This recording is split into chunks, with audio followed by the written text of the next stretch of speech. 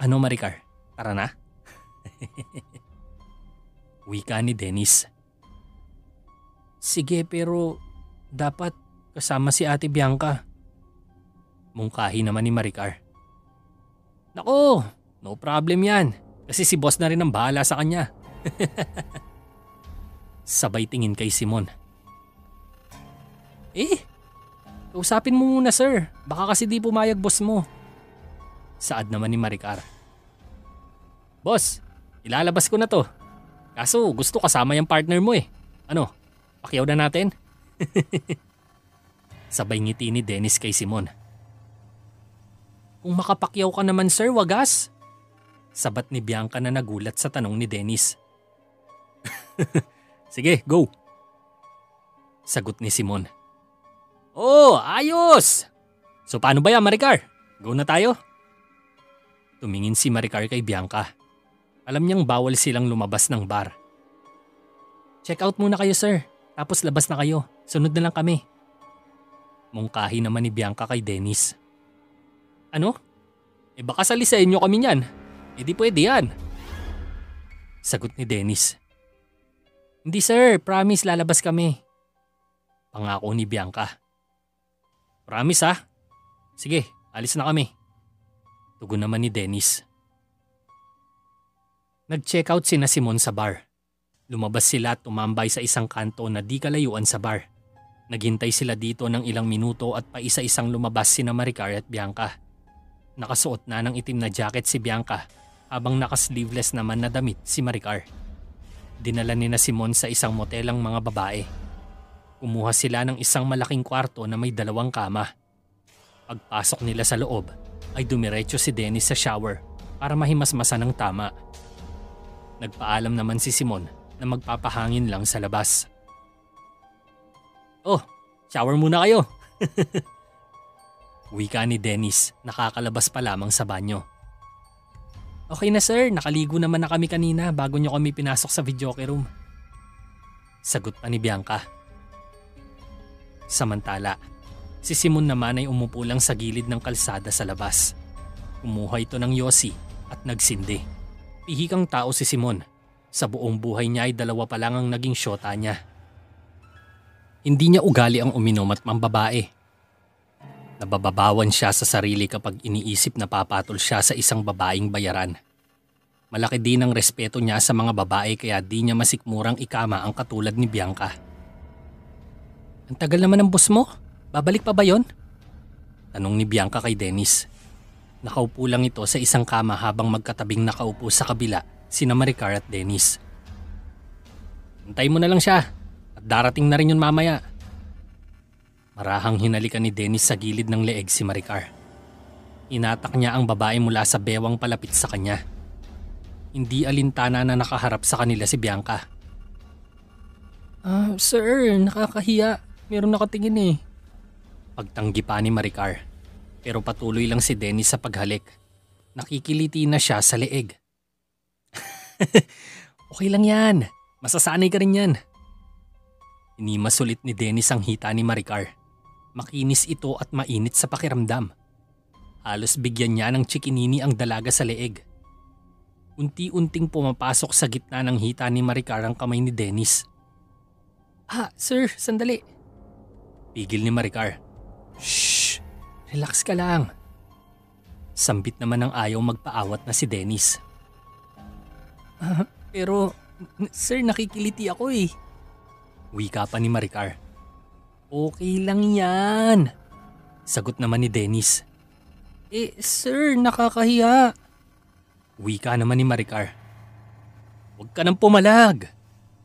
Desidido na si Dennis na gawin ang binabalak. Ay! Tinulak ni Dennis. Napatihaya sa kama si Maricar. Agad itong pumatong sa dalaga at siniil ng halikang labi. Pumunta ang mga halik ni Dennis sa baba at leeg ni Maricar. Sinubukan pang lumaban ng dalaga pero talagang malakas si Dennis. Unti-unting nadadala ng mainit na halik si Maricar. Parahas ng parahas ang pagromansa sa kanya ng lalaki. Habang si Bianca naman ay nakatingin lang sa kanila. Ang bango-bango mo talaga, Maricar. Amoy sabon pa ito at batak ng kolon. Mabangong mabango si Maricar. Hindi alintana si Bianca na tumitingin sa kanila. Sa labas naman, naubos na ang stick ng yosi ni Simon at pinitik niya ito palayo. Dito niya napansin ang isang babae na paparating. Paluray-luray ito ng lakad at halatang lasing.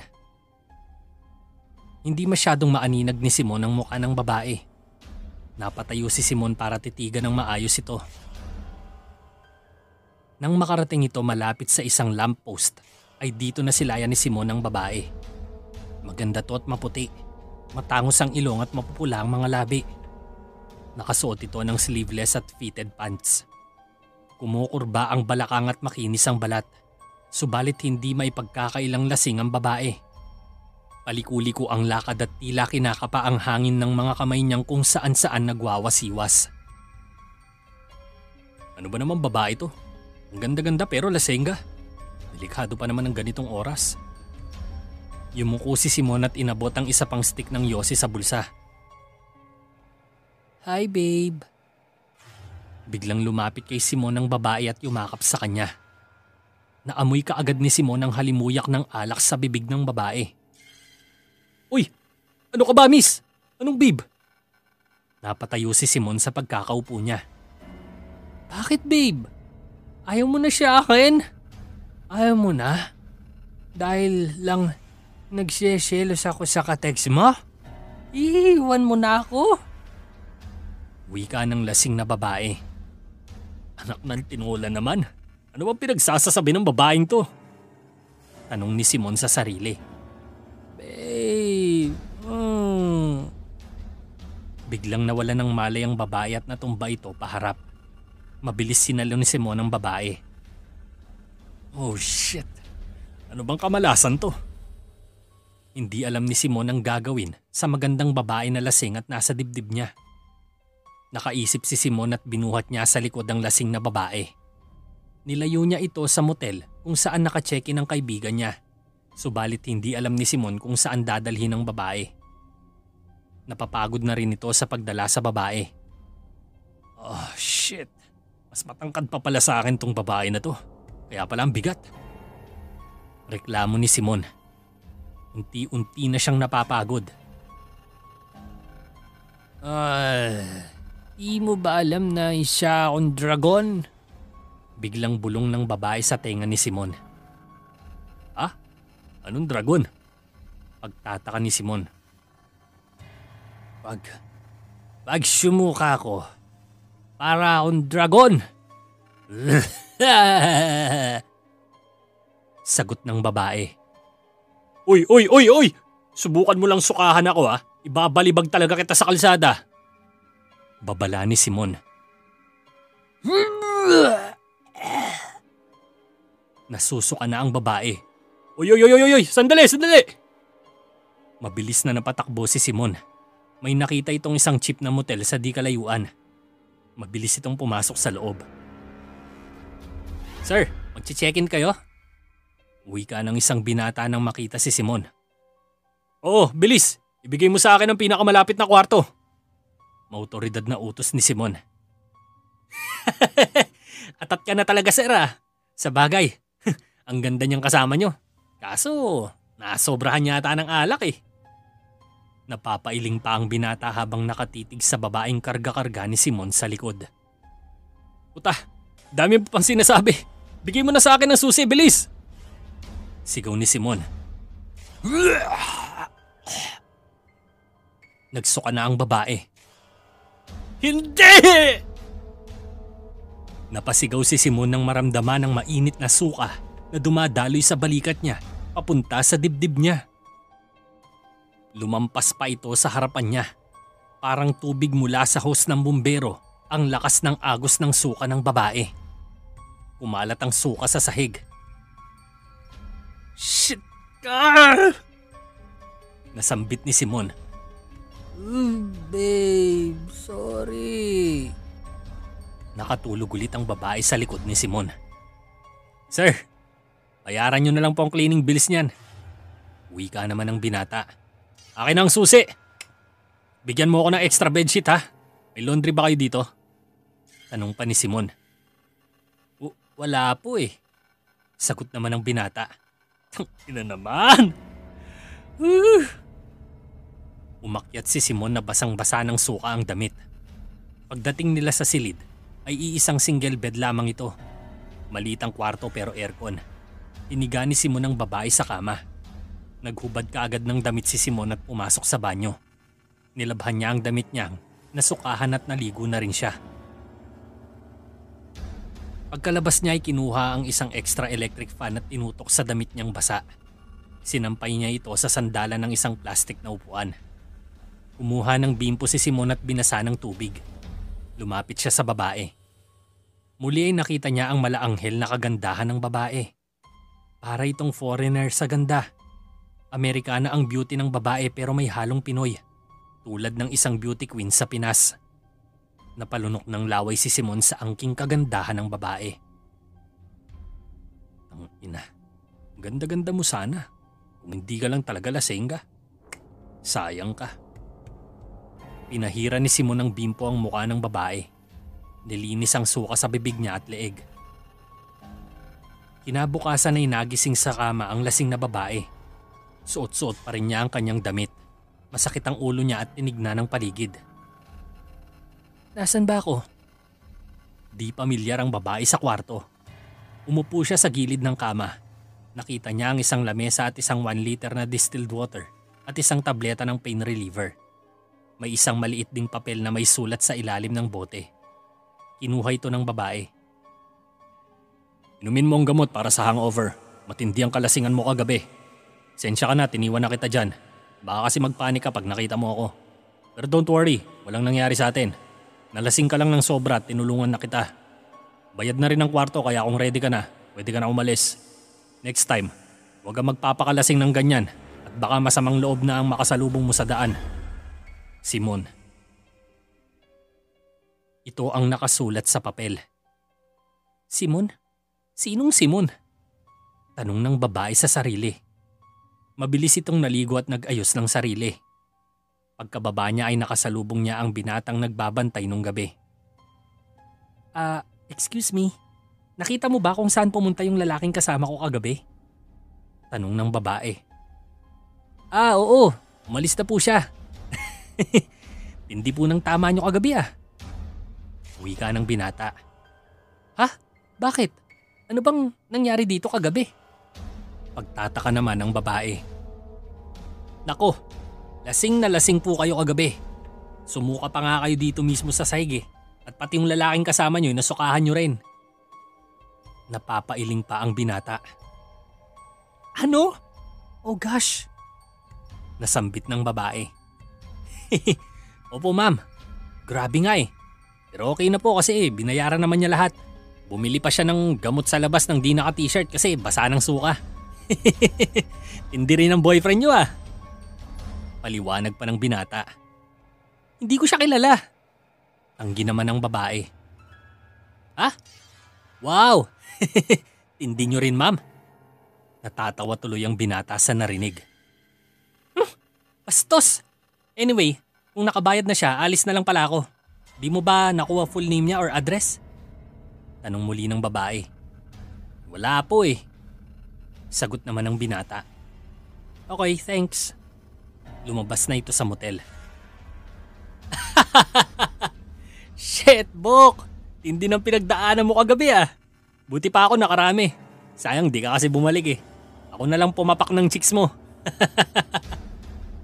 Tawa ni Dennis habang kumakain sila ng agahan. Okay lang yun. Wala din naman ako sa mood para makipag good time sa babae. Sagot naman ni Simon. Pero talaga bang maganda yung babaeng yun? Tanong pa ni Dennis. Oo, Bok. Magandang maganda kaso laseng ka Dismayado si Simon. Nako, kahit adik pa yan basta maganda talagang papapaking ko rin yan. Biro ni Dennis. Loko, puro ka talaga kalokohan. Tinuon na lang ni Simon ang sarili sa pagkain. Maaga pa lang ay gising na ang 3 pulis na nagbabantay sa isang checkpoint sa highway na di kalayuan sa bayan ng Santo Tomas. Nagkakape ang dalawa sa isang maliit na guardhouse na nasa gilid ng kalsada, habang ang isa naman ay nakatambay malapit sa gitna ng daan kung saan naroon ang magkabilang harang na gawa sa kahoy. Napansin ng parak na nasa daan ang isang paparating na nakamotor at may sakay sa likod. Pareho silang nakahelmet. Sumenyas ang pulis sa dalawang kasama niya na may paparating. Pinahinto ng isang pulis ang paparating na motor at huminto naman ito. "Magandang umaga, bossing!" Bati ng driver ng motor. Tinanggal nito ang helmet at ganun din ang kasama nito sa likod. Parehong lalaki at medyo may kalakihan ng mga katawan. "Sir, maiki-check lang po ng motor nyo." Wika ng isang pulis. Sige, no problem." Nakangiti ang lalaki na driver. "Boss, nagalmusal na ba kayo?" Tanong naman ng lalaking angkas ng motor. Di pa eh. Nagkakape pa lang kami." Sagot naman ng pulis. "Oy, tama-tama. May dala kaming almusal." Wika pa ng nakaangkas. "Oh, ano yun?" Tanong naman ng parak na sumusuri sa motor. "Tingga, bossing." Mabilis na humugot ang driver at angkas ng mga kalibre 45 baril at tinutok sa 3 pulis. Hindi na nakaporma ang 3 sa biglaang pangyayari. Nakasabit lang ang mga baril nila at hindi nila nagawang itutok ang mahahabang sandata sa 2 nakamotor. Tumba ang 3 ng tamaan ng mga bala sa dibdib. Napansin ng driver na buhay pa ang isang parak. Bumaba ito ng motor at nilapitan ng pulis. Tinutok ang baril sa noo ng kawawang modernong mandirigma. "Wala na kayong karapatang manatili sa Santo Tomas, mga tuta ng gobyerno. Dahil ang lupaing ito ay kay Commander Jacobo na." Wika nito. Wasak ang ulo ng parak sa isang malapitang pagbaril. Inagaw ng 2 ang mga sandata, mga bala at uniforme ng mga pulis na napatay nila at mabilis silang sumibat. "Bok dito! Pasa mo rito!" Sigaw ng isang lalaki habang naglalaro ng basketball. Hawak ni Dennis ang bola at mabilis na nagdribble papasok sa shooting lane. Nakalagpas ito sa bantay tsaka tumira. Tumalbog ang bola sa ring at nagsitalunan ng mga bantay sa ilalim para sa rebound. Pero natapik ang bola at nag-bounce palabas ng court. Mabilis na pinulot ito ng isang manlalaro. Pagkapulot niya ay may nakitang mga paa ng babae na nakasuot ng sapatos. Maputi ang binti nito at napatitig siya paakyat. Mas lalong namangha ang binata nang makita ang babae. Tila dayuhan ng kagandahan nito. Matangkad at matangos ang ilong. Light blue ang mga mata at napakakinis ng balat. Katabi ng babae ang isa pang dalaga na Pinay beauty naman. Maganda rin at tisay na tisay. Sa suot pa lang ng dalaway, tila may kaya ang mga to. Hi. Medyo nabubulol ang lalaking may hawak ng bola nang batiin ng 2 babae. Tumitig sa kanya ang magandang foreign beauty. "May Simon ba dito, kuya?" Malumanay ang boses nito. Diretso ang pananalita. "Simon? Teka, tatanungin ko ang mga kalaro ko ah." Tumalikod ang binata at sumigaw sa mga kasamahan niya. "Hoy! May Simon ba raw dyan?" Sigaw ng binata. "Uy, Simon raw." Wika ng isa. "Sinong Simon?" Nag-usap-usap ang mga manlalaro. "Bok, ikaw yata ang tinutukoy ng chicks." Wika naman ni Dennis kay Simon. Napansin ito ni Simon at tinignan ng babae. Nanlaki ang mga mata ng binata nang makilala ang babae. Ito ang babaeng lasenga na tinulungan niya nung isang gabi. Lumapit si Simon sa 2 babae. Tila nagsara ang mga mata ni Simon at ng foreign beauty. Nakasuot lang ng basketball shorts at shoes si Simon. Kita ang matipunong katawan niya at kayumangging kaligatan. Mistulang modelo ng kamatsuhan ng tindig ni Simon at kumpiyansa habang naglalakad palapit sa 2 naggagandahang dilag. "Ikaw ba si Simon?" Tanong kaagad ng babae. Nagpalinga-linga sandali si Simon bago nakangiting humarap sa babae. "Simon nga pangalan ko." Naintriga ang mga kalaro ni Simon at nagsilapitan sila kasama si Dennis. Nasa likuran silang lahat ni Simon. Manghang-mangha sa kagandahan ng dalawa. Pre, ayos yung mga chicks mo ah. Di mo ba papakilala sa amin? Wika ng kalaro ni na Simon. Shit, parang mga artista pre. Wika ng mga kalalakihan. Simon ang pangalan ko, miss. Pero di ko alam anong pakay nyo. Ano palang kailangan nyo sa akin? Nagsalita pa ulit si Simon. Sumulyap ng tingin ng babae sa mga kasama ni Simon at tila mataray na napataas ang isang kilay. Tumingin ito ulit kay Simon ng diretsyo. Ikaw ba ang Simon na nagdala sa akin sa motel? Biglang tanong ng babae. Nagsigawan at tila na excite ang mga lalaki sa likuran ni Simon. Maging si Dennis ay napangiti. Nakakanampo siya pre! Nakascore ka pala kay Amerikana? Sambit ng isang kalaro ni Simon. Oh shit pare! Astig ka! Sabat naman ang isa pa. Uy, tumigil nga kayo. Saway naman ni Dennis sa mga kaibigan. Napangiti na lang sila at ang iba napakamot sa ulo. Mas maganda siguro kung lilipat tayo ng mapag-uusapan. Mungkahi ni Simon sa babae. Tumango naman ito sa kanya. Na tila na mula ang pisngi dahil sa kantsawan ng mga kasamahan ni Simon. Bok, magbihis ka. Amoy putok ka. Amoy pawis ka. Hinagis ni Dennis ang isang tuyong puti na t-shirt kay Simon at isang tuwalya. Gago. Nagpunas sandali si Simon ng pawis at sinuot ang damit. Umuhugis sa katawan niya ang fitted na t-shirt. Shit sis, ang hot ni Simon. Bulong ng babaeng nasa likod ng foreign beauty. Shh! Tumahimik ka nga. Saway naman ng babae. Pre, i-score ka na naman ba? Paano ang game? Kantsaw pa ng isang kasamahan ni Simon. Ngumiti lang si Simon at kumindat sa kalaro. Kinuha niya ang isang backpack na nakalagay ang ilang damit at tubig tsaka lumapit sa dalawang babae. Bok, ingat ka ha! Biro pa ni Dennis. Pre, tagay tayo mamaya ha. Ako munang taya. Wika naman ng kumpare ni Dennis. Sige paring baste, asahan ko yan ha. Sagot naman ni Dennis. Okay, kita na lang tayo mamaya sa bahay. Kasama naman ng tropa eh. Minsan ka na lang kasi nagagawi dito sa atin kaya banding-banding muna tayo. Isama mo na rin si Simon. Mungkahi pa ni Baste. Okay, no probs pre. Tugon ni Dennis at bumalik sila sa paglalaro. Tumuloy sa isang snack house ang tatlo. Pagpasok nila ay naramdaman kaagad nila ang lamig ng aircon. Umupo sila sa bandang may bintana. Isang rectangular na lamesa ang pwesto nila at magkatabi ang dalawang babae habang kaharap nila si Simon. Anong order niyo mga miss? Magalang na tanong ni Simon. Halo-halo lang sa akin. Sagot ng kaibigang babae ni Foreign Beauty. Okay, ikaw miss? Tanong muli ni Simon. Busog pa ako.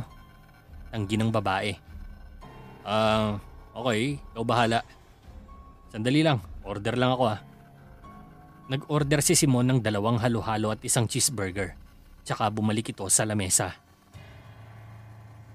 Okay, so anong may paglilingkod ko sa inyo? Panimula ni Simon. Tulad ng tanong ko kanina, ikaw ba ang Simon na nagdala sa akin sa motel? Ang nag-iwan sa akin doon ng painkillers at sulat? Direktang tanong ng babae. Oo, ako nga. Medyo nag-aalangan pa si Simon. Tila tumango naman ang babae. Hindi muna ito nakasagot at umiwas ng tingin sandali. Medyo namulan na naman ang mga pisngi. May nangyari ba sa atin sa motel? Alanganing tanong ng babae. Ay nako, wala. Walang nangyari sa atin, promise. Sagot ni Simon. Mabuti naman. Medyo lumuwag ang pakiramdam ng babae. Yun lang bang ipinunta ninyo rito? Ang malaman kung may nangyari ba sa atin? Seryosong tanong ni Simon. Ha? No! Ano kasi? Naparito ko para siguruhin ang lahat. Nothing more. Wika ng babae. Wow, may pa-English pa sa dulo. Dinugo ako bigla. Sosyal pala ni Miss. Bulong ni Simon sa sarili. Okay, so naklear mo na nga. Ano na sunod? Kasunod na tanong ni Simon.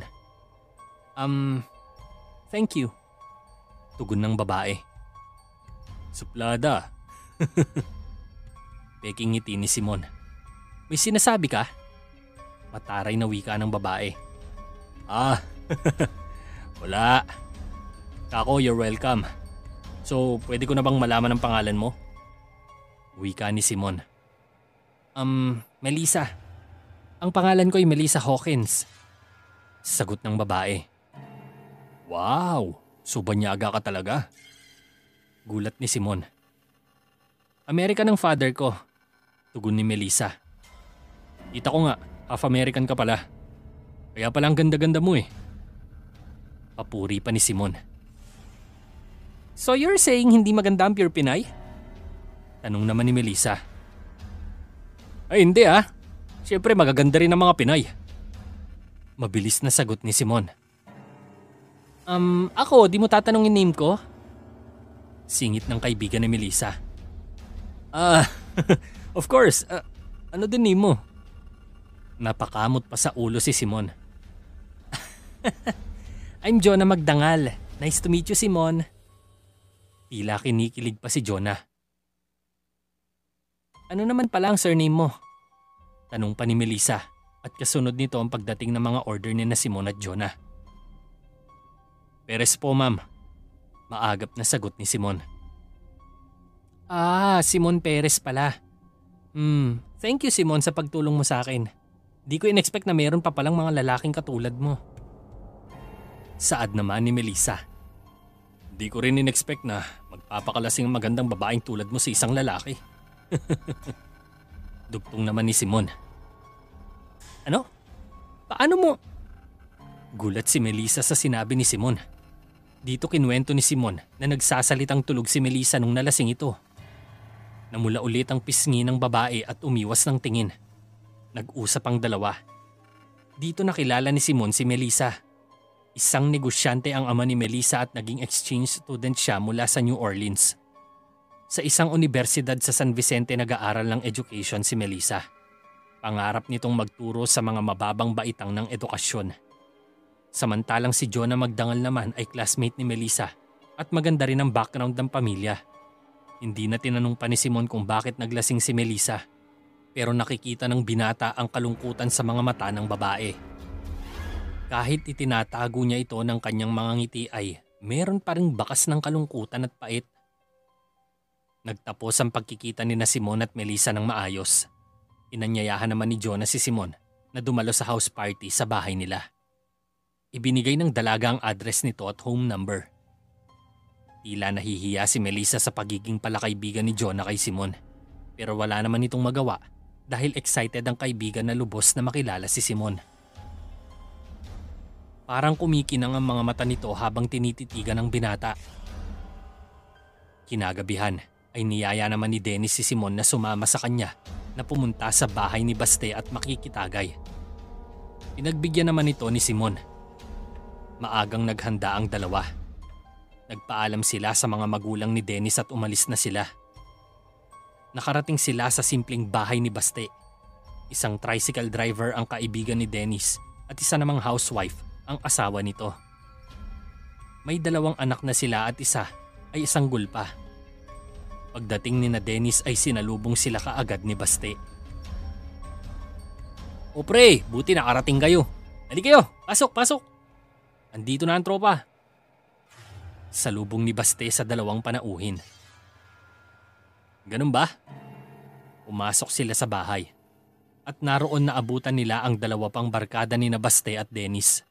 Si Teo at Alex na pareho ding tricycle drivers. Oh, Dito na pala ang ating magigiting na mga pulis.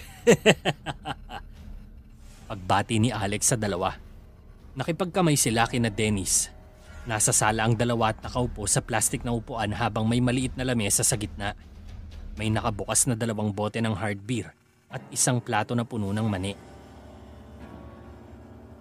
Oh, sino nanalo sa laro kanina? Tanong ni Simon. Talo tayo kanina pre. Umulis ka kasi. Sagot naman ni Teo. Buhaya kasi tong si Alex eh. Biro naman ni Baste. Oy, di no? Di lang talaga kayo marunong maghanap ng pwesto kanina. Kaya ako na lang gumagawa. Sagot naman ni Alex. Nako, umupo na kayo mga pre para makapagsimula na tayo. Wika naman ni Baste kina Simon. Oy, pasensya na kayo sa bahay ha. Medyo masikip eh. O heto pa ang pulutan oh. Dumating ang misis ni Baste at may dalang adobong manok. Salamat po misis. Mukhang masarap yan ah. Wika naman ni Dennis sa misis ni Baste.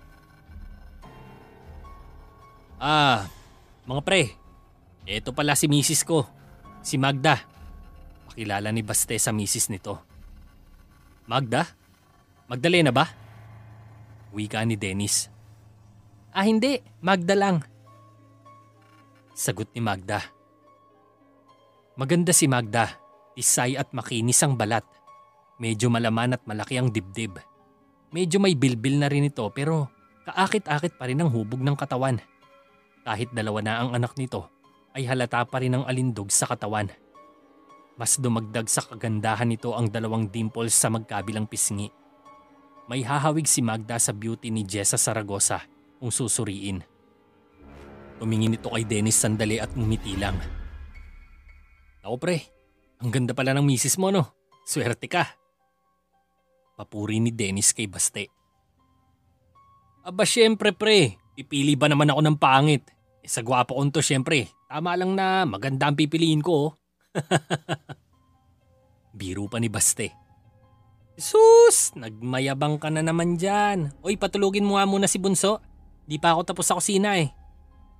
Wika naman ni Magda sa asawa. Napakamot lang ang mister nito at pumunta sa kwarto nila.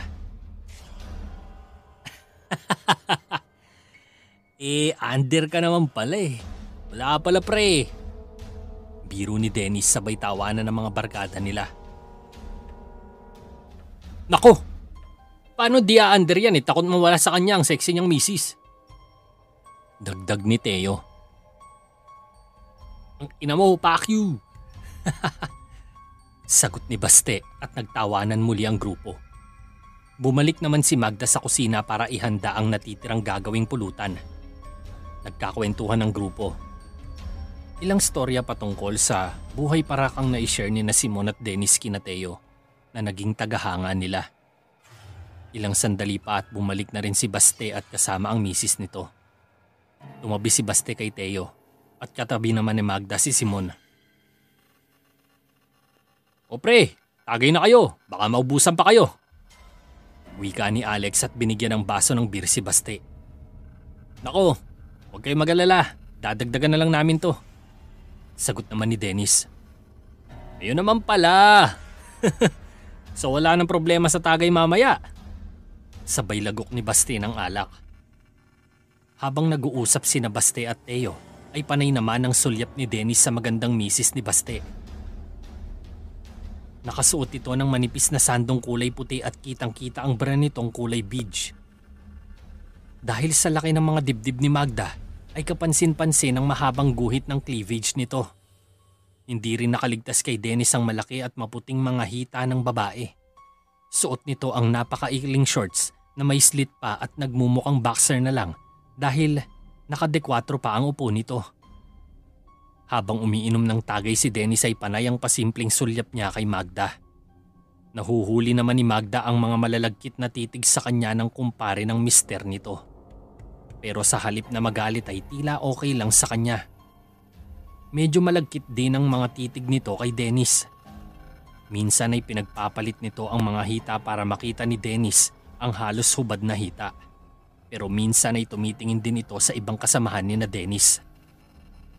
Hinahawi pa nito ang buhok sa likod ng tenga at nakikipagtawanan habang pinapakinggan ang ilang nakakatawang biro ni Alex. Kita ang malalim na dimple ni Magda kapag ito'y tumatawa. "Obok, tagay mo na," wika ni Simon kay Dennis. "Ha? Oo, no probs." Medyo na awkward sandali si Dennis at kinuha ang alak, sabay lunok ng straight. Tumingin sa kanya sina Simon at Teo. "Mukhang lasing ka na yata, paring Dennis," wika ni Teo. Oy, hindi pa no?" Mabilis na sagot ni Dennis. "Paubos na pala to, paring Dennis. Paano ba yan?" "Mukhang manlilibre sa atin si paring Dennis," sabat naman ni Alex.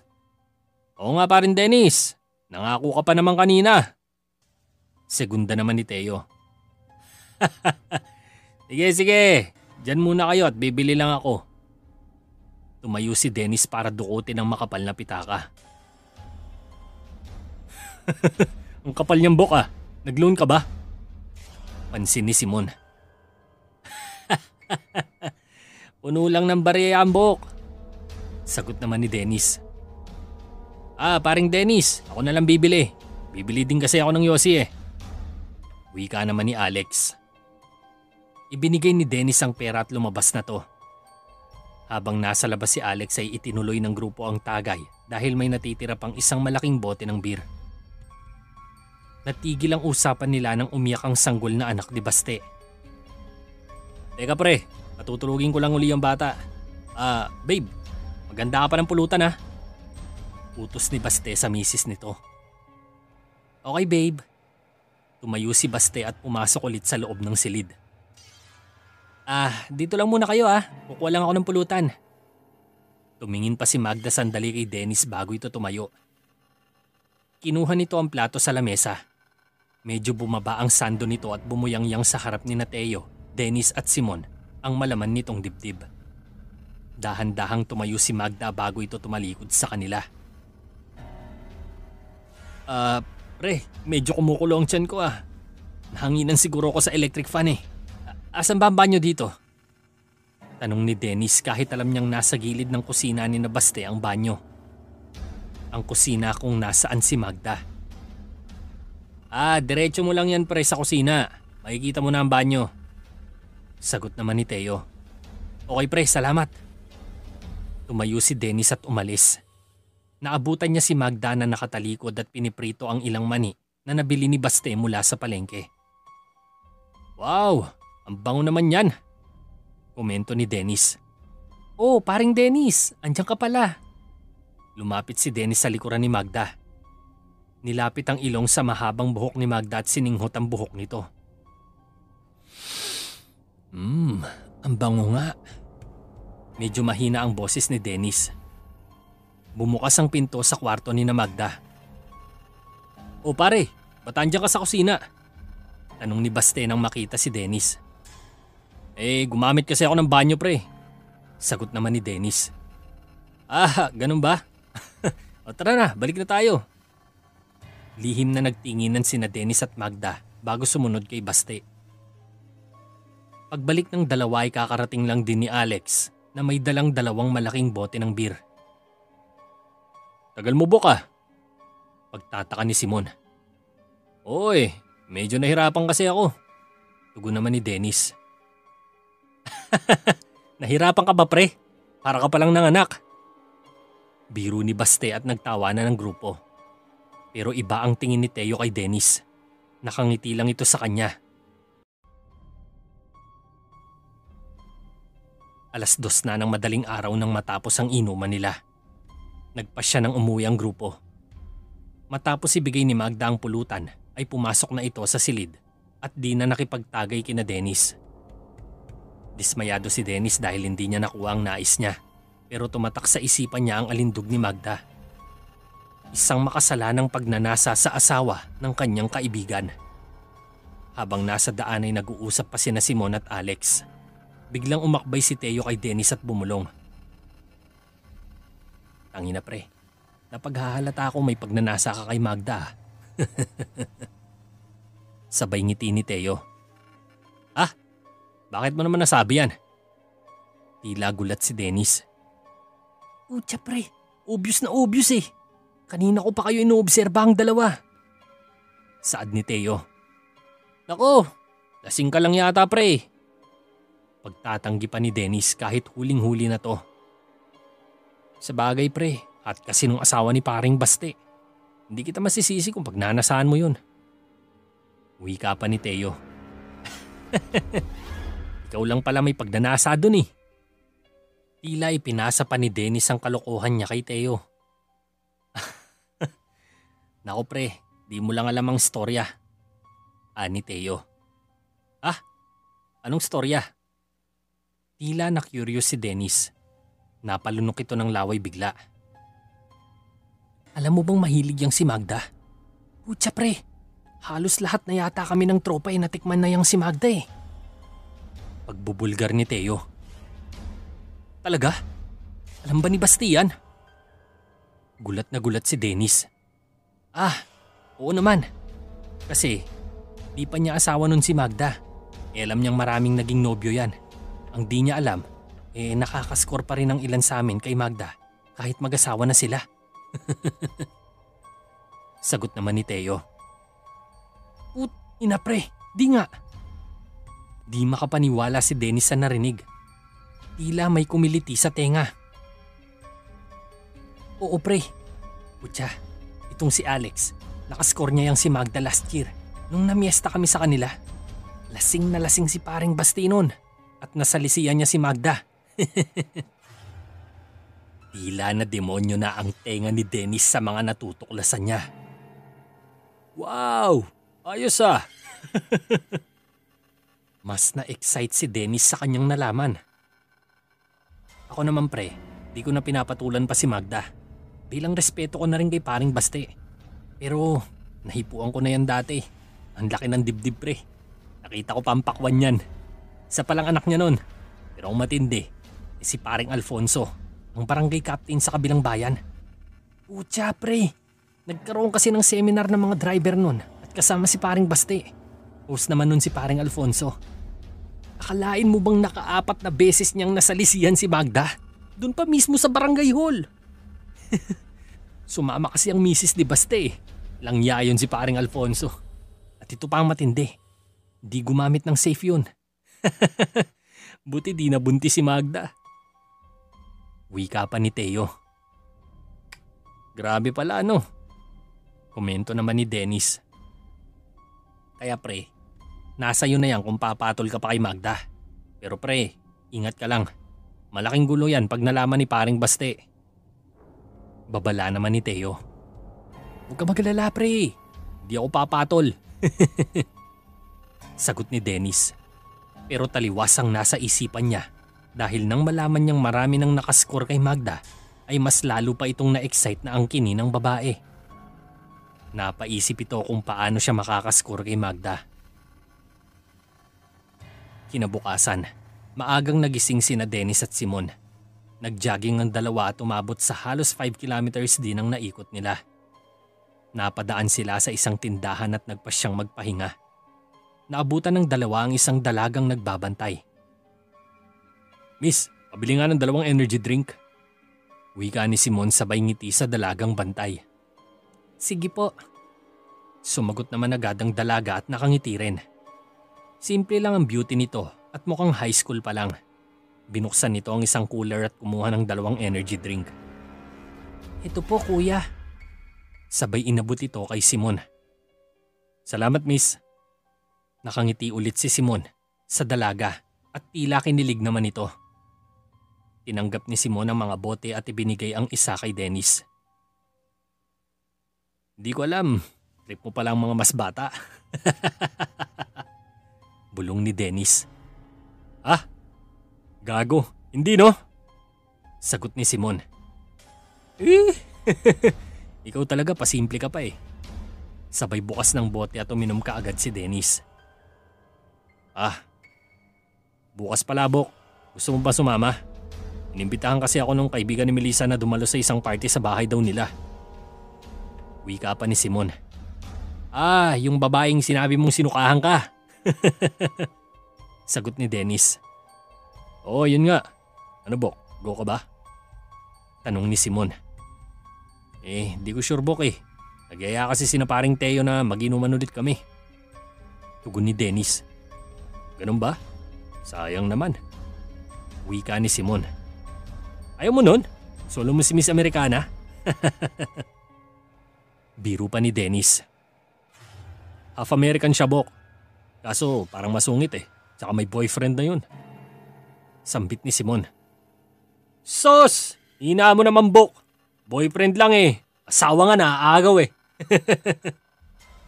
Biro ulit ni Dennis. Kahit na Bok, ayoko naman manira ng relasyon. Sagot naman ni Simon. Type na type mo talaga yun ano? Seryosong tanong ni Dennis. Interesting kasi siya. Yun lang. Tila nahiya pa si Simon. Naku! Diyan nagsisimula sa interes. Tapos darating ang panahon na habol-habol ka na. Ay, ingat ka Bok, mahirap main love. Payo pa ni Dennis sa kaibigan na may bahid ng paghugot. Oh, bakit Bok? Umibig ka na ba? Sa pagiging babaero mo na yan, naranasan mo na bang umibig ng totoo sa isang babae? Kambyo naman ni Simon sa usapan. Naku Bok, yan ang hinding-hindi ko kayang gawin. Isa sa mga bagay na natutunan ko bilang isang pulis, dapat lagi kang nasa advantage. Huwag na huwag kang magpapalamang. At yung pag-ibig na yan, parang sinusuko mo na ang sarili mo sa isang tao na di mo naman kaano-ano. Wika ni Dennis. Tarantado ka talaga Bok. Ayos yung rason mo ah. Saan mo ba napulot yan ha? Tignan mo nga mga magulang mo matino naman. Natatawang sagot ni Simon. Naku Bok, di mo lang alam nung kalakasan pa ng ama ko babaero yun. Tsaka Bok, totoo naman ang sinasabi ko ah. Bakit? Kakilala mo ba yung Melissa na yan? Malay natin ibang iba ugali niyan. Mukhang mayaman pa naman. Saad naman ni Dennis. Pusang alaws. Bok, yan ba ang dapat kong marinig sa kabaro ko? Akala ko ba i-convince mo akong diskartehan yun? Pero baligtad pa lang sasabihin mo. Tila dismayado pa si Simon. Hindi Bok. Alam mo, sa'yo lang talaga ako tapat at sa mga magulang ko. Pati sa kapatid ko. Wala nang iba. Tsaka ayokong dumating ang panahon na masasaktan ka lang. Pinoproteksyonan lang kita Bok. Sa isang bagay na maaaring makasakit sa'yo. Pahayag naman ni Dennis. Ewan ko Bok ah. Di naman talaga ako sigurado sa nararamdaman ko para kay Melissa Siguro naninibago lang ako kasi matagal na akong walang nobya. Tugon ni Simon. Sus! Alam mo kung ano yan? Ha? Bayag mo lang yang nagsasalita Bok. Matagal na kasing walang bawas yan kaya ganyan ka mag-isip. Usang alaws Bok. Mag-change oil ka naman paminsan-minsan. Baka biglang bumulwak yan palabas. Biro pa ni Dennis. Gago ka talaga. Napalakas ang tawa ni Simon at nakicheers pa ng bote ng energy drink kay Dennis. Matapos magpahinga ay sabay na umuwi ang dalawa at mataas na rin ang tirik ng araw. Makalipas ang isang araw ay dumating na rin ang oras na makikipagkita si Simon sa muling pagkakataon kina Jonah at Melissa. Nabigyan ni Jonah ng address si Simon at itinuro naman ito ni Dennis na mas kabisado ang lugar. Si Dennis naman ay may sariling lakad rin. Niyaya siya ni Teo at Alex sa isang inuman pero sa inuupahang bahay naman ni Alex ang pwesto. Alas 7 ng gabi ay naglakad na si Simon. Sumakay ito ng jeep. Nakasuot ito ng pulang V-neck shirt na fitted at faded knee rip pants. Habang nasa daan nito ay panay titig sa kanya ng ilang nakakasakay niyang mga babae. Mapa students na uuwi at mga middle-aged na mga kababaihan. Hindi lang ito pinansin ni Simon at panay silip lang sa labas. Si Dennis naman ay mabilis na nakarating sa bahay ni Alex. Naabutan niya dito si Teo at isa pang barkada nilang si Gary. Si Gary ang pumalit kay Simon nung naglaro sila ng basketball. "O pre, kumusta?" Bati ni Gary kay Dennis.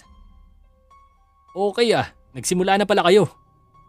Sagot naman ni Dennis sabay upo sa gilid ng lamesang may salamin na cover. "O pre, sayo muna para makahabol.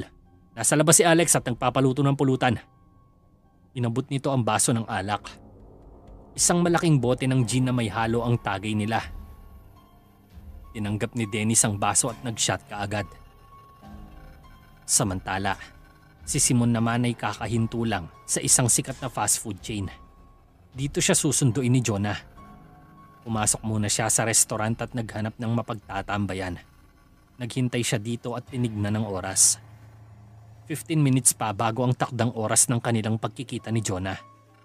Inobserbahan ni Simon ang paligid. Maraming kumakain sa loob. Di pa nagtagal ay napansin niyang may pumasok na isang magandang babae. Nagpalinga-linga ito at nang makita si Simon ay napangiti kaagad. Mabilis itong lumapit sa pwesto ni Simon. "Hello, kanina ka pa ba?" Bati ni Jonah kay Simon. Kakarating ko lang." Sagot naman ni Simon. "So, tara na?" Pag-aya ni Jonah kay Simon. "Okay sige, ikaw na mauna." Nakangiti si Simon kay Jonah. Maganda rin ito at di pa dadaig sa ganda ni Melissa. Pero kakaiba pa rin ang timpla ng kagandahan ng huli. Simpleng naka-sleeveless shirt na kulay cream si Jonah at nakasuot ng maiksing shorts na maong. Mabangong mabango rin ito. Paglabas nila ay sinundan lang ni Simon si Jonah. Pumasok ito sa isang kotseng kulay pula. Sumunod naman si Simon at pumwesto sa front seat. "Buckle up, Pogi. Baka mahuli tayo." Wika ni Jonah at mabilis na pinaharurot ang kotse. Pumasok sila sa isang subdivision kung saan naglalakihan ng mga bahay. Sa isang kanto sila huminto. Sa tapat ng isang gate na kulay pula, 2 palapag ang bahay ni na Jonah pero di gaanong kalakihan. Bukas ang halos lahat ng ilaw sa loob at maingay. May malakas na tugtugin at mga taong nagtatambay sa may garden habang may iba naman na nasa loob at kanya-kanyang nag-uusap at tawanan habang nag-iinuman. "Wow, ang daming tao Ano ba okasyon?" Tanong ni Simon kay Jonah. "Kakarating lang kasi ng sister ko galing US eh. Mostly mga friends niyang narito. Doon tayo sa room ko, Pogi." "Andun mga friends ko, ipapakilala kita." Pagkapasok pa lang nila ay sinalubong sila ng isang magandang babae. Maputi ito at katamtaman ng tangkad. Naka-part dress na may pencil slit skirt. "O Jonah, di mo man lang ba ako ipapakilala sa bisita mo?" Wika ng babae na nakangiti. Ate, si Simon, kaibigan ko. Simon, si Ate Glenda." Medyo nag-aalangan pa si Jonah dahil nabigla ito nang lumapit ang ate niya. Nagkamayan naman ang dalawa. Hello po Miss Magdangal." Wika ni Simon. Enjoy na lang kayo sa party Just relax and feel at home." Sambit ni Glenda. "Okay po." Sagot naman ni Simon. "Nako Simon, huwag ka na nga mag-po sa akin. Glenda na lang itawag mo sa akin, okay?" Saad ni Glenda. Sige." Hinawakan naman ni Jonah si Simon at hinila papunta sa itaas ng hagdan. Sa itaas ay may isang sala set at flat screen TV. Walang tao dito at may isang balcony na nakapwesto sa harapan ng bahay. Sa likuran naman ay may 3 silid. Dumiretso sila sa isang pinto ng silid. "Asan pa lang mga parents mo?" Tanong ni Simon. "Nasa US sila. Doon kasi sila nag-work eh." Pagkabukas ng pinto ay may 4 na babae na nasa loob at 2 lalaki. Tinignan ng maigi ni Simon ang mga tao sa loob. Medyo maluwag ang kwarto. Nakaset up sila ng isang lamesa at may mga alak. Ipinakilala ni Jonah si Simon sa mga kaibigan niya.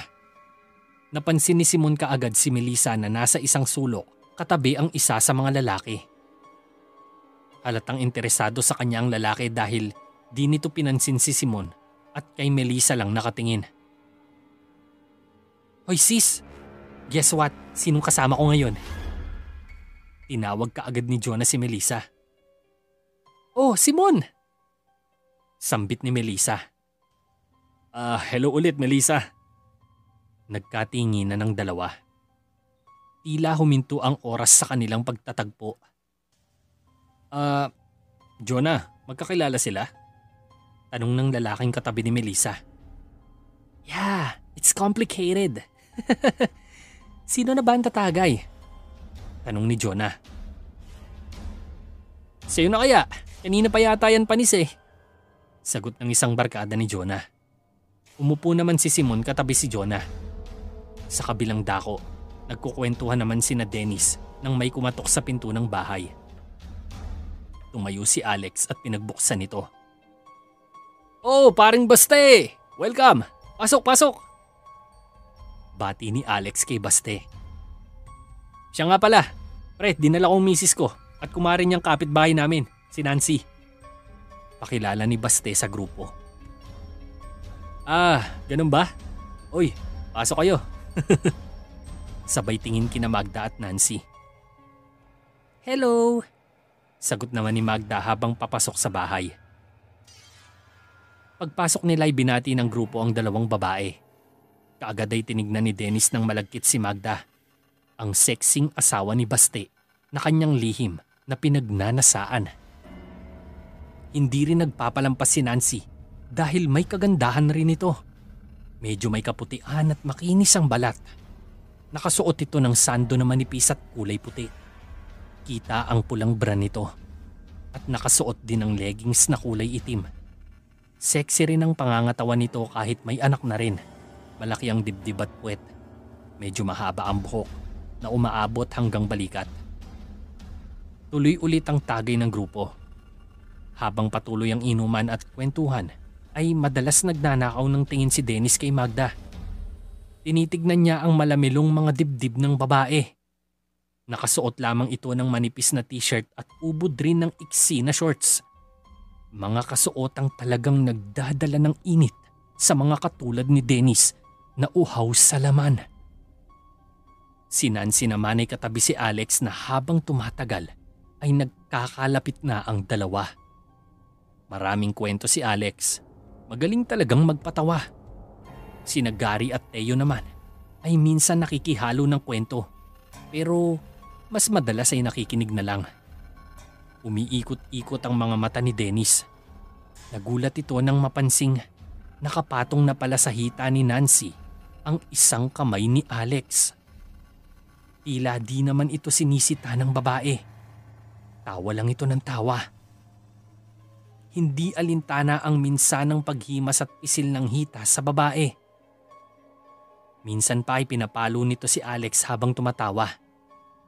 Si Basti naman ay patuloy lang rin ang inuman. Minsan ay kinukuha pa niya ang tagay ng misis niya.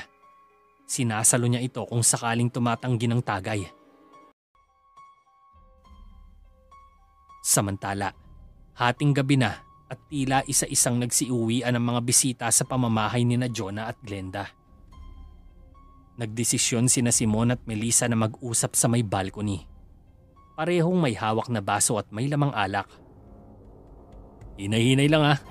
Ayoko na namang makita kang maging dragon ulit. Biro ni Simon kay Melissa. Ano? Anong dragon? Tila nagulat si Melissa. Sabi mo kasi sa akin last time dragon ka sumuka kapag lasing. At napatunayan ko pa yan nung abutan tayo sa ibaba ng motel. Wika ni Simon. Oh my gosh, talaga? Sinabi ko yon? Gosh, I'm so sorry, Simon. Lasing ako nun kaya di ko na alam ang ginagawa ko. But I assure you na kaya ko ang sarili ko ngayon. Wala kang dapat na ipag-alala. Sabay inom ng alak ni Melissa. Umikot si Simon at sumandal sa balcony habang nakaharap naman sa labas ng bahay si Melissa. So, ang lalaki na yon, syota mo ba yon? Seryosong tanong ni Simon. No. He's actually my fiancé. Inangat ni Melissa ang isang kamay at pinakita sa ring finger ang isang singsing na may makinang na bato. Nanlaki ang mga mata ni Simon at napainom ito ng alak tsaka huminga ng malalim. Wow, Fiancé pala ha. Maswerte siya. Wika ni Simon. Eh ikaw naman Mr. Perez. Tell me about yourself. May kinakasama ka na ba sa buhay? Are you married? Tumingin si Melissa kay Simon. Nagpakita lang ng bahagyang ngiti ang binata. Hindi malaman kung masaya ba ito o may bahid ng lungkot ang ngiti. Sa akong pulis. At wala akong asawa. Wala ring nobya. Diretsong sagot ni Simon. Pulis ka pala ah. Wow. So matapang ka pala. Saad ni Melissa. Sakto lang naman. Nakangiti si Simon. I bet marami kang girlfriends kahit saan ka man madestino. Wika pa ni Melissa. Hindi naman lahat ng pulis o sundalo ay babaero, Melissa. Bayin mo ako. Sagot ni Simon. Ganon? Nakataas pa ang kilay ni Melissa. Alam mo, ang lalaki, pag babaero, talagang babaero yan. Mapapulis man o hindi. Nagkataon lang na napupunta sa ibang lugar ang pulis at doon nakakahanap ng babae. Kahit siguro tambay, basta babaero, pagdalhin mo sa malayong lugar makakahanap din yun ng iba. Maliwanag naman ni Simon. Okay. Hindi naman kita hinuhusgahan. Don't be so defensive. Tugon ni Melissa. Nagpapaliwanag lang po, ma'am. Mukha kasing di ka naniniwala Sambit naman ni Simon. At kailan ka naman babalik sa headquarters nyo? Tanong pa ni Melissa. After 2 weeks siguro or less. Bakit? Tumingin naman si Simon kay Melissa. Ha? Wala naman. Bahagyang umiwas ng tingin si Melissa. Yayain mo ba ako lumabas? Biro pa ni Simon. Uy, ano kasi niswerte? Hindi ako nakikipag-date sa pulis, okay? At malapit na rin akong ikasal. Matigas na sabi ni Melissa. See? Di raw nang huhusga. Sa pananalita mo pa lang, ginajudge mo na kaming nasa hanay ng sandatahan. Tsaka wala naman akong planong makipagrelasyon sa isang babaeng kakasal na. Litanya naman ni Simon. Whatever, Mr. Perez. Naku, ewan ko sa'yo ah. Tila nakasimangot pa si Melissa. Ang akin lang naman. Total di na rin kita makikita Kung okay lang sana na kahit sandali may libre naman kita. Last time kasi tumanggi kang ilibre kita Pangungulit ni Simon. Oh, see that? Ikaw nga tong nagyaya sa akin ng date Medyo mataas na boses ni Melissa. Uy, anong date yan ha? Biglang sumabat si Jonah, napapalapit sa dalawa. Ha? Wala. Asan ang iba? Iniwan mo sa room? Sagot naman ni Melissa. Ayun, pauwi na raw sila. Tsaka wag mo ang ibahin ng topic sis. Anong date yung pinagsasasabi nyo? Magde-date ba kayo? Wika ni Jonah. Hindi no? Klarong sagot ni Melissa. Hindi date. Pero inaaya ko lang siyang librehin bago pa ako umalis dito. Sabat ni Simon. O libre lang naman pala sis Ang taas-taas ka agad ng presyon mo. Pagbigyan mo na si Pogi, kawawa naman Siya na nga ang nagmagandang loob na tulungan ka last time, di ba? Paano kung ibang tao yon? Di na-rape ka na nun. Segunda naman ni Jonah. So, papayag ka na ba? Nagkatinginan sina Melissa at Simon. Nakangiti lang ang binata. Fine! Oo na! Mataray na sagot ni Melissa. Ayun naman pala Kita ang tuwa sa mga mata ni Simon. Pero once lang ha. At dapat maaga tayong uuwi. Ayokong mag-isip ng masama ang pamilya ko. Kondisyon pa ni Melissa. Huwag ka mag-alala. Mabilis lang. Napahinto ang sinasabi ni Simon nang may bumusinang kotse at malakas na sunod-sunod. Napatingin ang tatlo sa labas ng gate at may nakaparadang silver na Mercedes-Benz. Oh gosh, andito si Joshua! Wika ni Jonah. Sinong Joshua? Tanong naman ni Simon. Di kumibo ang dalawang babae. Tahimik na umalis si Melissa at bumaba ng bahay. Sumunod naman sina Simon at Jonah. Sinong Joshua yun? Tanong pa ulit ni Simon. Tumingin sa kanya sandali si Jonah. Nakalabas na sila at nasa harap ng pinto habang papalapit naman sa binubuksang gate si Melissa. Pumasok ang isang matangkad na lalaki. Tansyang nasa 6'2" ito. Maputi at gwapo. Fit rin ang katawan at nakasuot ito ng long sleeves at slacks. Mukhang mayaman ang dating at nakabrush up pa ang buhok. Matangos ang ilong nito at medyo malalim ang mga mata na mukhang foreigner din. Si Joshua, siya ang fiancé ni Melissa. Maikling sagot ni Jonah. Sinalubong ni Melissa si Joshua na papalapit sa kanya. Mabilis na sinampal ni Joshua sa pisngi si Melissa. Nagulat ang lahat ng nakakita, maging si Simon ay hindi rin makapaniwala. Isa ka talagang kaladkarin, Melissa! Galit na sigaw ni Joshua. Joshua, tama na! Umalis ka na, okay? Sigaw naman ni Jonah na papalapit rin at gustong saklolohan ng kaibigang nasaktan. Huwag ka lalapit dito! Dinuro ni Joshua si Jonah. Sige, subukan mo rin akong sakta sa pamamahay ko, kundi ipapakulong kita. Banta ni Jonah. Melissa, let's go! Kinabig ni Joshua ang braso ni Melissa at dinala palabas ng gate. Sandali! Wait! Please! Nasasaktan ako! Naiiyak na reklamo ni Melissa. You bitch! Huminto si Joshua at inangat ang kamay, sabay sampal ulit kay Melissa. Isang kamay ang humawak sa braso ni Joshua at napigilan ang pagsampal nito. Pare, tama na yung pananakit mo sa babae. Hindi nakaaya-ayang tignan. Wika ni Simon habang hawak ang kamay ni Joshua. Binawi ni Joshua ang kamay at lumapit kay Simon. Nagkaharapan silang dalawa at kita ang layo ng tangkad nila. Lampas ilong lang ang tangkad ni Simon kay Joshua. At nagsalita ang bansot na to. Sino kang bubwit ka? Dinikit ni Joshua ang noo sa noo ni Simon at nagkatinginan sila ng malapitan. Joshua, please! Tama na! Sumigaw naman si Melissa habang hawak ang namumula niyang pisngi. Napapalibutan na rin sila ng ilang natitirang bisita at mga kaibigan ni Jonah. Pero tahimik lang ang mga to. Maging ang lalaking lapit ng lapit kay Melissa kanina ay walang nagawa kundi ang manood lang.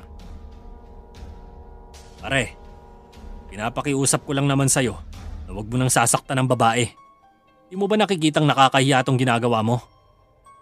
Kalmado lang na nagpaliwanag si Simon. Napatingin naman si Joshua sa paligid at marami nang ang tao ang nanonood sa kanila. Anong tinitingin-tingin nyo ha? Gusto nyo rin ba masaktan? Galit na sigaw ni Joshua na parang naghahamon. Umalis ka na sa pamamahay ko, Joshua, o tatawag ako ng pulis! Banta naman ni Jonah. Di naman magawang arestuhin ni Simon ang lalaki dahil naka-off duty ito. Let's go, Melissa! Hinawakan ulit ni Joshua sa braso si Melissa at hinila palabas ng gate. Akmang susunod si Simon pero sumenya si Melissa na huwag na siyang sundan. Isinakay ni Joshua si Melissa sa magara nitong kotse at humarurot kaagad. Siya ba ang fiancé ni Melissa? Tanong ni Simon kay Jonah. Yap, may team talaga ang budhi ng lalaking yun. Kundi lang sana nababaon sa utang ang pamilya ni Melissa, ay di na sana ginawa ng tatay niya ang fixed marriage nila eh. Sagot ni Jonah. Ganun ba? Pero bakit parang iniyakan pa ni Melissa ang lalaking yun? At naglasing pa siya? Kasunod na tanong ni Simon. Di ko nga alam sa babaeng yun eh. Pero nung una ay malambing naman sa kanya si Joshua. Kaso lumabas din ang tunay niyang ugali. I just hope na maging safe ang friend ko sa kanya. Wika pa ni Jonah habang napapailing. Ang yabang talaga ng gagong yun. Pero pre, kung sinapak mo yung kanina, sasali ako sa laban. Gugulpiin ko rin yun. Sabat ng lalaking kausap ni Melissa sa kwarto kanina. Tama ka. Umikot lang ang mga mata ni Jonah sa sinabi ng kaibigan. Sa kabilang dako naman, naalimpungatan si Teo. Di niya na malayang nakatulog na pala siya sa tindi ng inuman. Madilim na sa sala at patay ang mga ilaw. Tanging liwanag ng street light sa labas ang umaaninag sa loob ng bahay. Di na namamalayan ni Teo ang oras pero nagtataka siya at wala na dito ang mga kasamahan niya. Napansin niya sa isang sofa na gawa sa kahoy ay may natutulog. Tumayo si Teo para tignan kung sino to. Si Baste, at mahimbing na natutulog. Nagtaka pa ulit si Teo dahil wala ang misis ni Baste at ang kumare nitong si Nancy. Pati mga barkada niya ay wala sa sala. Nagpasya si Teo na hanapin ang mga to. Pumunta siya sa kusina para kumuha ng tubig. Palapit pa lang siya sa lamesa nang may naapakan siyang tela. Pinulot ni Teo ang tela at napansin niyang shorts ito na suot lang kanina ni Nancy. Parang nagising si Teo at kung ano-ano ang pumasok sa isipan niya. Lumapit siya sa banyo at marahang binuksan ito pero walang tao. May narinig si Teo. Mahinang ungol. Nagpalinga-linga siya at pumunta sa kwarto ni Alex. Walang pinto ang kwarto ni Alex. Isang kurtina lang ang nakatakip at nagmisto lang harang sa labas. Kaya dahan-dahang naglakad si Teo. Pagdating sa kurtina ay sumandal siya sa gilid ng dingding na plywood tsaka maingat na hinawi ang kurtina. Tumambad sa kanya ang isang nakakagulat na pangyayari. Nasa loob ang isang babae at dalawang lalaki. Di masyadong maaninag ni Teo ang lahat dahil hindi pa nakakapag-adjust ang mga mata niya. Pero nakilala niya ang boses ng dalawang lalaki. Sina Alex at Gary ito. Nakatihaya ang isang babae sa manipis na kama at nakasampa sa kanya si Alex. Samantalang nakatayo naman sa gilid ng kama si Gary na nanonood lang ito. Hubot-hubad na silang tatlo at malumanay na kumakayod si Alex sa babae. Umungululit ang babae. Dito nakilala ni Teo na si Nancy pala ang babaeng ito. Kumare at kapitbahay ni Baste at Magda. Medyo nagliwanag ng kaunti ang paningin ni Teo. Medyo nakaka-adjust na siya sa dilim. Nakapikit lang si Nancy at hinahalikan naman ni Alex ang leeg ng babae. Sabay sa romansa ang malikot na kamay ng lalaki. Tangina pre, kayo-kayo lang ah. Wika bigla ni Teo. Oy, kakagulat ka naman Teo. Napag-iiwanan ka na. Wika naman ni Gary. Walang ano-ano'y pinagsaluhan kaagad ng tatlo si Nancy. Salit-salitan sila at isang oras din ang nakalipas bago sila matapos. So ulitin Nancy ah. Wika rin ni Gary na halatang gusto pa. Ang ina nyo, huwag nyo ipagkakalat to ah. Pag malaman nito ng asawa ko, naku, patay ako dun. Pakiusap pa ni Nancy. Atin natin lang to. Sagot naman ni Teo. Lumabas si Alex at nakasalubong si Dennis. Oh pre, saan ka galing? Tanong ni Alex. Ito pre. Binigay ni Dennis ang isang box ng kondom na wala ng laman. Ayos ah. Asan si Maring Magda? Tanong ulit ni Alex na nakangiti. Nasa banyo pre, nag-uugas. Kayo dito, kumusta? Tanong naman ni Dennis. Naku, syempre, you know na. Nakangising sagot ni Alex. Mukhang solve na solve kayo ah. Sina paring Baste at Teo? Kasunod na tanong ni Dennis. Si Teo nakahabol sa amin. Pero si paring Baste, ayun, tulog na tulog. Pagod din kasi yun sa pasada. Dumaan si Nancy na nakatapis ng tuwalya at amoy na amoy ang pawis sa katawan. Ay Nancy, nag-enjoy ka ba? Biro ni Dennis. Che, ang mamanyak nyo. Sagot ni Nancy. Ikaw naman, di na mabiro. Di na pinansin ni Nancy si Dennis at dumiretso sa banyo. Kinabukasan, sa Santo Tomas Police Station, busy ang karamihan sa routine duty nila. Nasa opisina at ang iba naman ay nasa labas. Subalit na hinto ang kanilang pang-araw-araw na gawain nang biglang may dumating na dalawang sasakyan.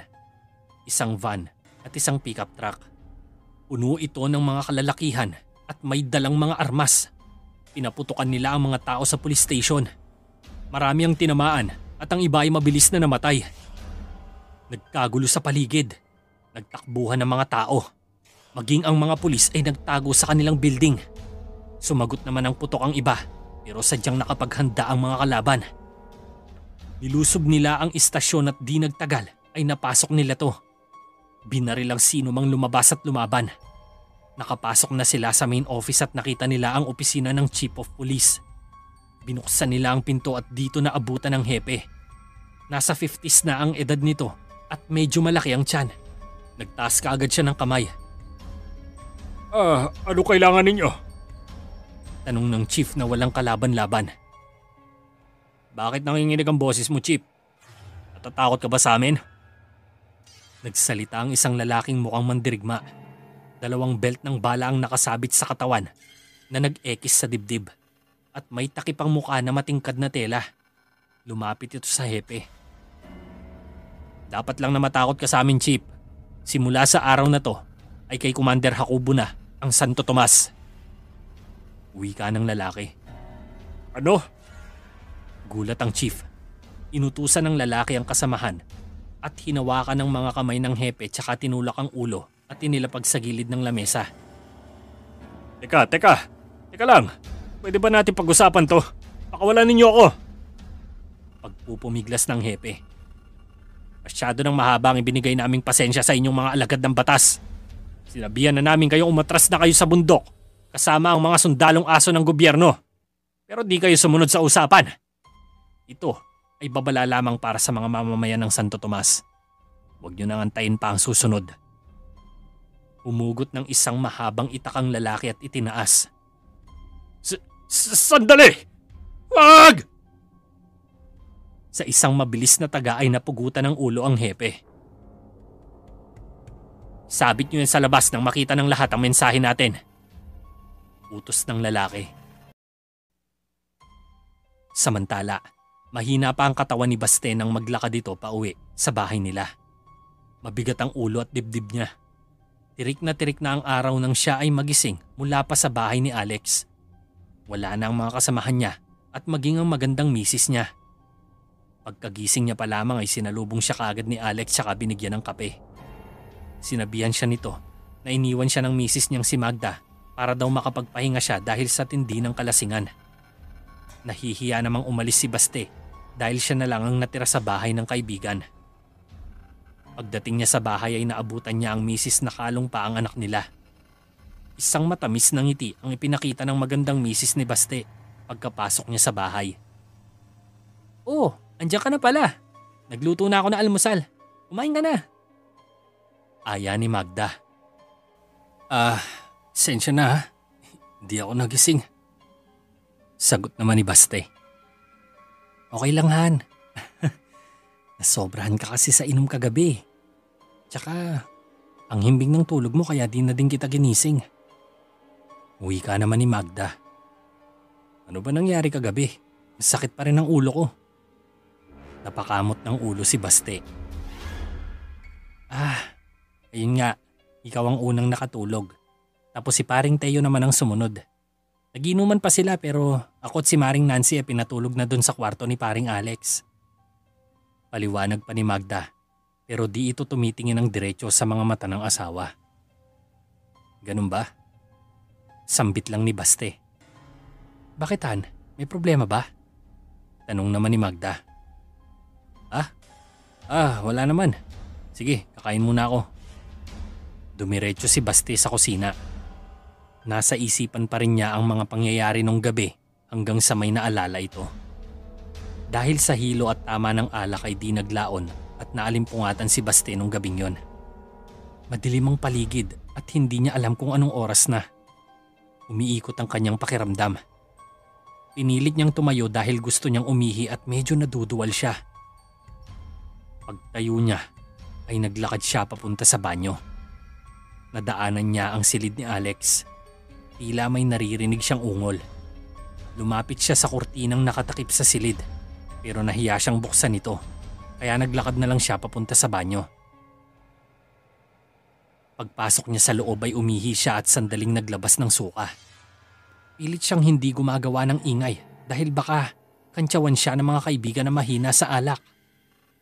Madilim pa rin at di na binuksan pa ni Baste ang ilaw. Napatingin si Baste sa maliit na bintana ng banyo. Natanaw niya ang kubo sa likod ng bahay ni Alex. May napansin si Baste na may gumagalaw sa loob ng kubo. Dahil madilim ay di niya maaninag kung ano nangyayari sa loob. Inusot niya ang kanyang mga mata pero di pa rin malinaw. Inisip na lang niya na baka may kung anong bagay lang ang nagagalaw ng hangin. Bumalik na lamang si Baste sa hinigaan niyang sofa at di na inisip kung nasaan ang mga kasamahan niya at maging ang misis dahil sa pagod at kalasingan. Mabilis na nakatulog ulit si Baste. Samantala, sa kabilang banda naman, tumutulong si Simon sa pagsisibak ng mga kahoy na panggatong sa likod bahay nang maabutan siya ni Dennis. Bagong gising pa lang ang lalaki at magulo ang buhok. Huminto si Simon sa pagsibak para harapin ang kaibigan. "Oh, Bok, relax na relax tayo ah. Push up ka nga muna." Biro ni Simon. "Ulul, musta lakad mo kagabi?" Tanong naman ni Dennis. "Medyo dehado yata, Bok. May fiancé na pala tong si Melissa. Tsaka ang lalaki pa, yung sama na ugali. Biruin mo ba namang sinampal niya sa harap namin si Melissa? Buti nakapagpigil pa ako. Kundi mapapaaway na ako eh." Gigil na salaysay ni Simon. "Dapat sinapak mo na, Bok. Tangina kong ako yun. Hindi ko na patatagalin buhay nun." Sagot naman ni Dennis. "Hindi ko na pinatulang kasi bisita lang ako dun. Tsaka bago ko palang nakikilala si Melissa. Pangit naman kung mapapaaway na ako agad. E di masisira ang first impression ko nun." Wika naman ni Simon. "Sa bagay, Bok. Pero alam mo, kung kailangan mo ng tulong, sabihin mo lang sa akin." Sabay ngiti ni Dennis. "Sige, Bok. Teka, ikaw naman. Ano nangyari sa lakad mo kagabi? Balita ko nalasing niyo raw si Baste." Tanong ni Simon. "Ayos ang lakad ko kagabi, Bok." Ngiting-ngiti si Dennis na parang nakaisa sa unggoy. "Bakit? Ano ba nangyari?" Lumapit si Dennis kay Simon at inakbayan ito. Tumingin muna siya sa paligid kung may tao. Nakita niya ang ama sa di kalayuan na naggugunting ng mga halaman. Nakatalikod ang ama niya kaya di rin siya madidinig nito. "Naalala mo ba si Magda, Bok?" Tanong pa ni Dennis. "Oo, bakit? Anong meron kay Magda?" Pagtataka naman ni Simon. "Usang gala, Bok. Natikman ko yung kagabi." "Ang exciting, grabe." Tila nagmamalaki pa si Dennis sa balita. Medyo lumayo ang ulo ni Simon nang marinig ang pasabog ni Dennis. "Anak ng tinola. Ikaw talaga di ka na nagbago. Asawa ng kaibigan mo yung Bok. Ano ba naman yung style mo? Sinulot mo misis ni paring Baste." Medyo mataas na boses ni Simon. "Shhh! Huwag mong taasan boses mo, Bok. Baka marinig tayo ni Itay." Saway naman ni Dennis sa kaibigan. "Pero Bok, isipin mo na lang. May tiwala si Basti sa'yo tapos ganito pa isusukli mo sa tiwala niya?" Wika pa ni Simon. "Hindi ko naman kasalanan, Bok eh. Ang misis niya mismo ang nagpakita ng motibo. Palay nang lumalapit eh." Katwiran naman ni Dennis. Kahit na pa. Dapat alam mo ang tama sa mali. Naturingan ka pa namang PNPA graduate tapos yung pinapakita mo sa akin eh, isang undisciplined officer." Sermon ni Simon. "Andiyan ka na naman, Bok eh. Nagsasabihan mo na naman ako eh. Alam mo, Bok, wala na tayo sa akademya. Real McCoy na to. Tsaka, di naman alam ng kumpare ko eh. Alam mo naman na siguro yung kasabihang bawal lang ang kasalanan na yan kung mahuhuli ka." Sabay ngiti pa si Dennis. "Nako, ewan ko sa'yo, Bok. Basta ito lang sasabihin ko sa'yo ah. Pag ako tinalo mo, nako, mas malala pa ako sa mga kalaban nating kriminal at terorista." Banta ni Simon. Bok, wag ka namang magsalita ng ganyan. Sa'yo lang naman ako tapat. Sinusumpa kong di ko gagawin sa'yo yan, Bok. I mean it." "Sa'yo na nga lang ako naging honest eh. Kasi alam kong busilak talaga ang puso mo." Pambobola ni Dennis. "Usang alaws, Bok. Kung makapagsalita ka parang nambobola ka ng babae ah. Baka lips to lips kita dyan eh." Nakibiro na rin si Simon. "Wag na uy." Tinapik pa ni Dennis ang balikat ni Simon na tila naglalambing ng kapatid sa lalaki. Parehong nakangiti ang dalawa. Pagsapit ng tanghali, sa isang department store ay namimili ng mga damit si Melissa. Dahil panahon na naman ng tag-init, ay naghahanda ito ng maisusuot na bikini pag magkayayaan sa beach. Kasama ni Melissa ang kapatid niyang babae na si Chloe. 2 taon lamang ang tanda ni Melissa sa kapatid na babae. Pero kapag tititigan ay halos magkaedad lang sila. Kasing ganda rin niya ang kapatid. Maputi, matangos ang ilong at mukhang American Beauty. Matangkad din ito pero di ganong kalakihan ang dibdib. Bumabawi naman ito sa sexing kasuotan. Kahit nasa labas ay mahilig itong magdamit ng maikling shorts o ripped jeans. Dahil long-legged, nagmumukha tuloy itong artista o model. Sis! Sis! Boses ni Jonah ang tumawag ng pansin kay Melissa. Lumingon ito sa likuran at nagulat siya sa nakita. Hulaan mo sinong kasama ko. Excited at puno ng kilig na wika ni Jonah. Simon, anong ginagawa mo rito? Pagtataka ni Melissa. Ate, sino siya? Tanong naman ni Chloe. Simon, this is my little sister pala, Chloe. Sis, si Simon, kaibigan ko. Pakilala ni Melissa. Hello. Nakipagkamay si Chloe kay Simon. Pinaunlakan naman nito ang kamay at ngumiti sa dalaga. Kinagagala kitang makilala, Chloe. Kasing ganda mo rin pala ang ate mo. Wika ni Simon. Ay, thank you po. Sabay kinilig si Chloe. So Simon, anong ginagawa mo rito? Tanong naman ni Melissa. Pinuntahan kasi ako ni Jonah sa bahay eh. Niyaya ako lumabas. Wala naman akong gagawin ngayong hapon kaya sumama na ako. Hindi ko naman in-expect na dito niya ako dadalhin. Paliwanag ni Simon. I see. Tumingin si Melissa kay Jonah. Mahaba ang ngiti ni Jonah at nag-thumbs up pa. Di ito makita ni Simon dahil nasa likuran nito si Jonah. Umiling-iling naman si Melissa sa ginawa ng kaibigan. Well, nandito ka rin naman. Anong tingin mo dito? Pinakita ni Melissa kay Simon ang isang pares ng bikini. Kulay light green ito at matingkad. Okay naman. Hindi ko in-expect na mahilig ka pala sa berde. Sagot ni Simon. Bakit? May mali ba sa green? Pagtataka ni Melissa. Wala naman. Akala ko kasi mas hilig mo ang blue or yellow. Dagdag pa ni Simon. Oh, paano mo naman nasabi yan? Tanong ni Melissa. Base sa name mo. Di ba ang Melissa parang Melis Diosa sa dagat? Napakamot sa ulo si Simon sa kakornihan ng joke nito. Wala namang reaksyon ng 3 babae kaya mas nakadagdag pa ito ng awkwardness ng eksena. Well, I guess kunin ko na to. Binili ni Melissa ang swimwear na hawak niya. Masayang nakapaglibot sina Melissa at Simon sa department store. Buong maghapon silang magkakasama at mas nakilala pa ni Melissa ang binata. Tila kapansin-pansin naman ang dahan-dahang pagiging malapit ng dalawa na mukhang ikinatutuwa ni Jonah. Habang nag-iikot sila ay sumusunod sina Jonah at Chloe na di mawala ang ngiti. Matapos makapag-ikot ay lumabas sila sa department store. Huminto sila sa isang snack house. Naghanap ng pwesto at umupo ang grupo. So, ano order nyo? Ako ng taya. Nakangiti si Simon sa 3 naggagandahang dalaga. Fries at soft drinks lang sa akin, Pogi. Ikaw, Chloe. Tanong ni Jonah sa kapatid ni Melissa. Ano ba?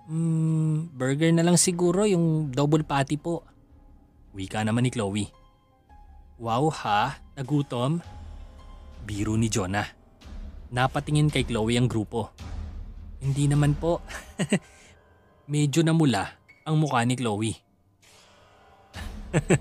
Okay lang yan. Ako same din order. Ikaw Melissa, anong sayo? Huwag mong sabihin na busog ka na naman. Tanong naman ni Simon kay Melissa na kaharap lang niya.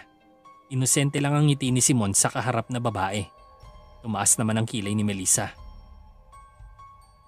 Okay, same order din kay sis. Double patty burger sa akin with fries at soft drinks. Wika ni Melissa. Wow sis, bumabawi ka ah. Sabat naman ni Jonah. Why not? Taya naman si Simon so free ako mag-order ng gusto ko. Saad pa ni Melissa. Okay. Tumayo na si Simon at pumunta sa cashier para maka-order. Ilang minuto pa bago makumpleto ang order ni Simon, kaya pumunta muna ito sa banyo. Pagkatapos niyang juminggel ay bumalik siya sa counter. Pwede ba? Masyado na kayong papansin. Layuan niyo nga kami. Sigaw ni Jonah. Napatingin kaagad si Simon sa kinaroroonan ng mga babae. 4 na lalaki ang nakatayo sa harapan ni na Melissa. Mukhang nasa below 20s ang edad ng mga to at mukhang mga estudyante. Ang isa sa kanila ay hawak-hawak ang braso ni Chloe. Ano ba? Bitiwan niyo nga ako. Ate Reklamo ni Chloe pero di matanggal ang kamay sa mahigpit na pagkakahawak ng isang binata. Makikipagkilala lang naman Bakit ba ang susuplada ninyo? Hambog na salita ng lalaking may hawak sa kamay ni Chloe. Ano ba? Ang babastos ninyo Di ba kayo nahihiya? Galit na tumayo si Melissa. Wow! Ang tapang mo miss. Ang ingay ng bibig mo. Siguro tatahimik yan kung masasampal ko yan.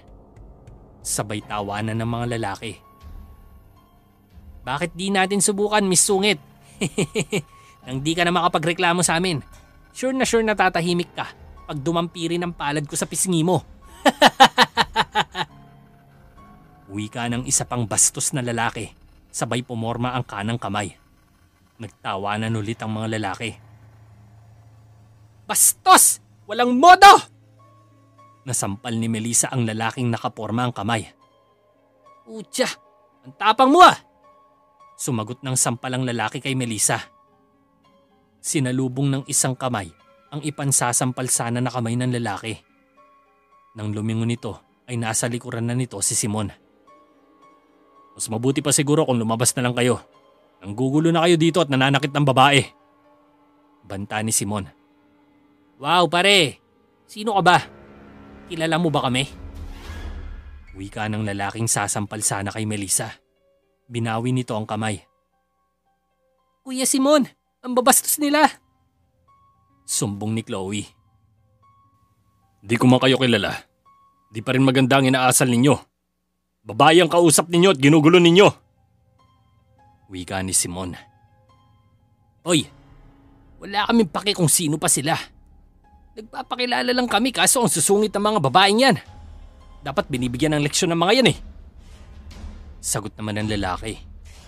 Umalibot ang 3 nitong kasama kay Simon. Halatang mas bata pa kay Simon ang 4 na lalaki. Bakit ba ang sasama ng mga ugali ninyo? Mukha naman kayo edukado dahil naka-uniforme kayo. Yan ba natututunan nyo sa akademya? Saad pa ni Simon.